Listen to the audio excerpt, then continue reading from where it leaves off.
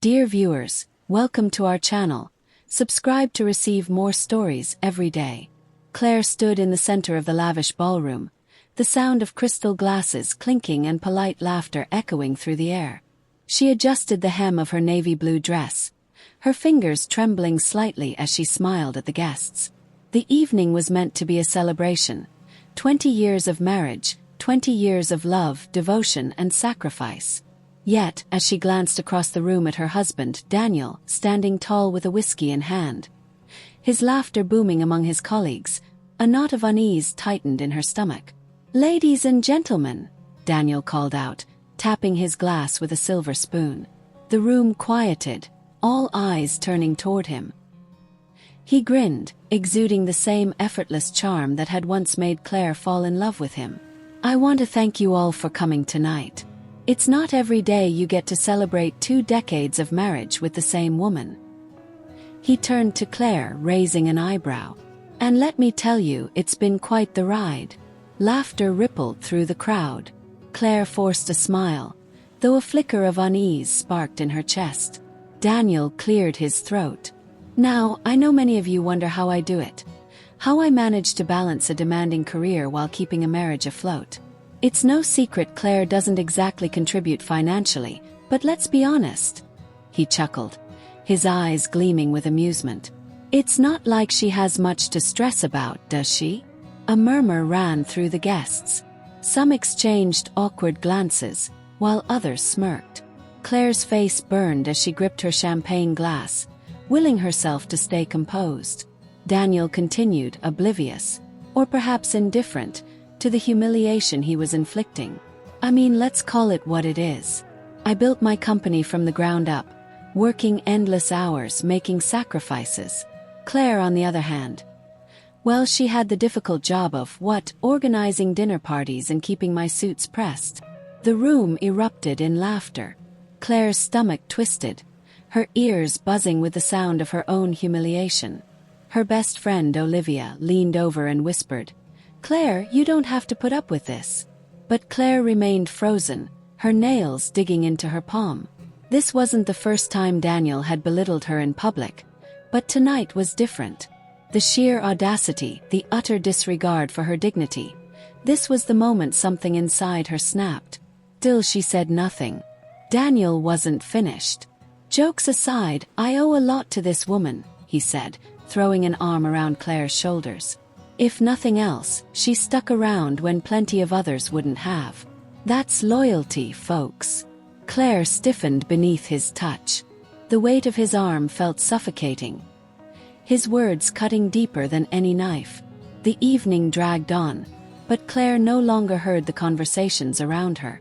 She moved on autopilot, smiling when necessary, nodding at pleasantries, but inside a storm was brewing. She excused herself and stepped out onto the balcony, inhaling the crisp night air. She had spent the last 20 years supporting this man, standing in his shadow while he chased his ambitions. She had sacrificed dreams of her own, given up opportunities, all in the name of love and partnership. And this was her reward, to be the punchline of his jokes. No more. Claire pulled out her phone and dialed the one number Daniel never expected her to call. Her lawyer. The hidden truth. The next morning, Claire sat in the office of Jonathan Mills, the attorney who had handled many of Daniel's legal affairs over the years. "Claire," Jonathan said with a measured smile, "what brings you here?" She exhaled slowly, gripping the armrests of her chair. "I want to discuss my legal standing in Daniel's company." Jonathan blinked. "Your legal standing?" Claire nodded. "Yes. I want to know exactly where I stand. I want to know what I'm entitled to." He hesitated, shuffling a few papers. "I assume this has something to do with last night." She met his gaze. "It has everything to do with last night." Jonathan leaned back, studying her. "Claire, you do realize that Daniel's company is solely in his name. On paper, you have no claim to it." She smiled a slow, knowing smile. "That's what he thinks." Jonathan frowned. "What do you mean?" She reached into her purse and pulled out a stack of documents. Years ago, when Daniel was struggling to get the company off the ground, He needed capital. He had exhausted his credit. His investors had backed out, and he was desperate. So, I used the inheritance my parents left me to fund his business. Jonathan flipped through the pages, his eyes widening. This is a signed contract. Claire nodded. I didn't just hand over the money. I made an investment. At the time, Daniel was so desperate that he agreed to my terms without thinking twice. I retained a 51% ownership stake. The business may have his name on it, but legally, it belongs to me. Jonathan let out a low whistle. And does Daniel know? Claire shook her head. Not a clue. He never bothered to read the fine print. He assumed I was just playing the role of a supportive wife. A slow smile spread across Jonathan's face. Well, Claire, this just got very interesting. She sat back, a new sense of power surging through her veins. For years, she had been underestimated, dismissed. But not anymore. This time, she wasn't going to walk away quietly. This time, she was going to take everything. 3 days had passed since the anniversary party, and Daniel had hardly spared a thought for Claire. She had been unusually quiet, but he assumed she was simply sulking. That was her way, absorbing his words in silence, never pushing back. And he liked it that way. But something was different this morning. He strolled into his office, coffee in hand, already preparing for a full schedule of meetings. Yet the moment he stepped inside, he noticed an unsettling stillness in the air. His secretary, Marissa, stood awkwardly near the door, her fingers twisting around a pen. Sir, your lawyer is here. Daniel frowned. My lawyer? He hadn't scheduled a meeting with legal today. Which one? Marissa hesitated. Jonathan Mills. Daniel's stomach twisted slightly. Jonathan was one of the best attorneys in the business, but also a man who didn't make house calls unless it was something serious. Pushing down his irritation, Daniel strode into his office. Jonathan was already seated, his briefcase resting on the polished mahogany desk. Jonathan, to what do I owe the pleasure? Daniel said, taking a sip of his coffee. Jonathan exhaled slowly, then gestured to the chair opposite him. Sit down, Daniel. We need to talk. Something in his tone sent a ripple of unease through Daniel, but he scoffed and leaned against the desk instead. If this is about another regulatory matter, just send it to my assistant. I don't have time for. It's about Claire. The name hit like a brick. Daniel's casual smirk faltered. Just for a second. Claire. What about her? Jonathan opened his briefcase and pulled out a folder. She's asserting her legal ownership of your company. Daniel let out a sharp laugh. My company. Claire doesn't own a damn thing. She's never worked a day in her life. Jonathan didn't blink. Actually, she does. And she's preparing to take full control. Daniel froze. The world around him seemed to shrink as Jonathan slid a set of documents across the desk. Daniel snatched them up, scanning the fine print with growing dread. And then he saw it. A legally binding contract. One he had signed years ago, during his most desperate hour, when he had needed capital to keep his company afloat. He had been too focused on survival to pay attention to the details. But Claire had. She had retained a 51% majority stake in the business. And now she was calling in her claim. Daniel's face darkened. His grip on the papers tightened. This is absurd. She wouldn't. She already has, Jonathan interrupted. She's filing to take over as the majority shareholder. Legally, there's nothing you can do to stop it. A cold sweat prickled at the back of Daniel's neck. His empire, the empire he had built, was about to be ripped out from under him by the very woman he had mocked and dismissed. His wife. His soon-to-be ex-wife. Claire makes her move. Claire stood in the conference room of Daniel's company headquarters, a calm, confident smile on her lips. Across from her sat the board of directors, men who had for years ignored her presence, seeing her as nothing more than Daniel's wife. Today that changed.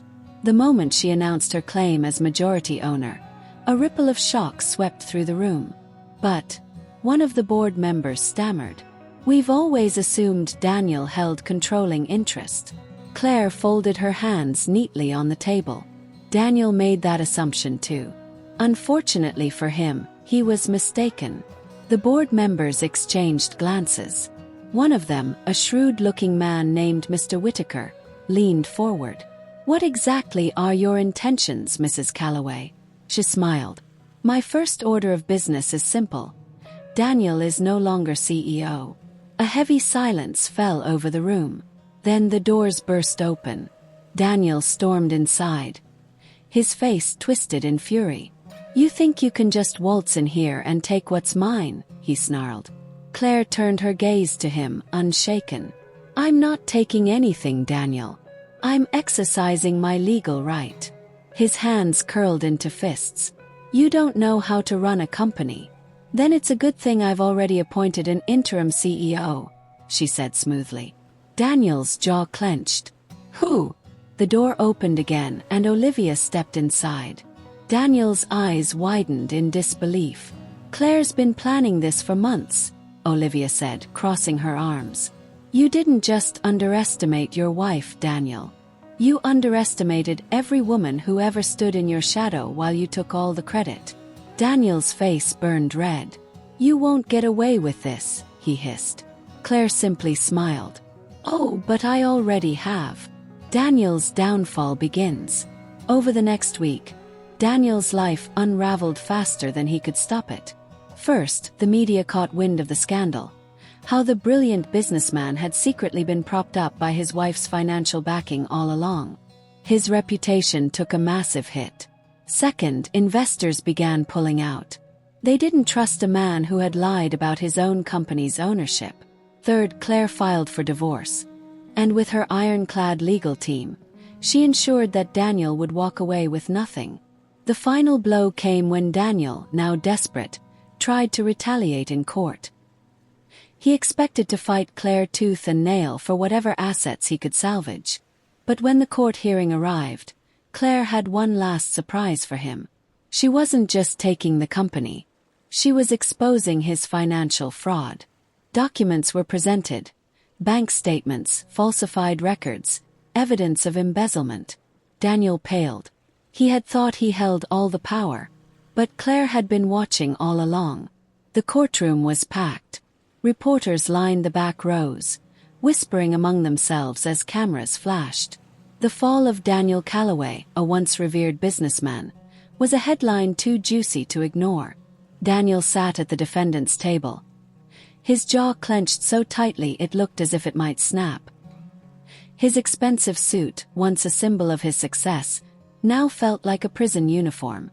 At the plaintiff's table, Claire sat poised, her expression unreadable. But beneath her calm exterior, she was savoring every second of this moment. This wasn't just about revenge. This was about justice. The judge entered and the trial began. Daniel's last stand. Daniel's attorney wasted no time. "Your Honor, my client has been unfairly blindsided. Mrs. Calloway is attempting to seize a company that he built." Claire's lawyer, a formidable woman named Evelyn Hart, stood. "Objection, Your Honor. The evidence will show that Mrs. Calloway was the true financial backbone of the company and legally holds majority ownership." The judge nodded. Objection sustained. Daniel's attorney pushed forward. "Even if Mrs. Calloway invested in the business, that doesn't justify stripping Mr. Calloway of his rightful legacy." Claire sat forward, her voice calm but cutting. "His rightful legacy? You mean the one he built while lying, stealing, and defrauding his investors?" Gasps rippled through the courtroom. The judge turned to Evelyn. "Ms. Hart, please present your evidence." Evelyn nodded and approached the bench, placing a thick stack of documents in front of the judge. "Your Honor, these are financial statements proving Mr. Calloway has engaged in systematic embezzlement. He funneled company funds into personal accounts, used corporate money for extravagant luxuries, and even fabricated profits to deceive investors." The courtroom erupted in whispers. Daniel's face drained of color. The judge flipped through the evidence, his expression darkening. "Mr. Calloway, do you have a response to these accusations?" Daniel shot up from his seat. "This is outrageous. She set me up." She. Claire tilted her head. "I documented everything, Daniel. All those years you thought I was just a quiet, obedient wife. I was watching, learning. And now, I'm making sure you face the consequences of your actions." Daniel's lawyer turned to him, hissing under his breath, "Do not lose your temper." But it was too late. Daniel slammed his hands on the table. "This is a conspiracy. She's trying to ruin me out of spite." The judge's gavel banged. "Enough." He turned to Claire's attorney. "Ms. Hart, what do you propose?" Evelyn straightened. "Your Honor, we seek full asset forfeiture, damages for financial misconduct, and immediate removal of Mr. Calloway from any position of authority within the company." Daniel's lawyer paled. "That would leave my client with nothing." Evelyn nodded. "Exactly." A heavy silence fell over the room. Then the judge spoke. "I've seen enough. The evidence against Mr. Calloway is overwhelming. Effective immediately. His assets will be seized pending further investigation, and Mrs. Calloway's legal ownership of the company is upheld. This court rules in favor of the plaintiff." The gavel slammed down. It was over. Daniel's fall, Claire's rise. Daniel sat frozen as reality crashed down on him. His company was gone. His assets, frozen. His reputation, shattered. Claire rose gracefully, smoothing out her blazer. She turned to Daniel, her voice soft but lethal. "You always said I was just a housewife. I suppose that makes you just a fraud." With that, she walked out of the courtroom, her heels clicking against the marble floor. The reporters swarmed her, shouting questions, begging for a statement. She paused, then said simply, "No man should underestimate the woman he thinks he owns." And with that, she stepped into the sunlight, free, victorious, and finally in control of her own life. Epilogue. A new beginning. Months later, Claire stood in the boardroom of her company. She had rebranded it, shifting its mission to empowering female entrepreneurs, funding women who had been overlooked just as she once had been. As she signed the final documents sealing Daniel's complete removal from the industry, she smiled. Not because she had destroyed him, but because she had rebuilt herself. And that was the greatest revenge of all. Dear viewers, thank you for watching.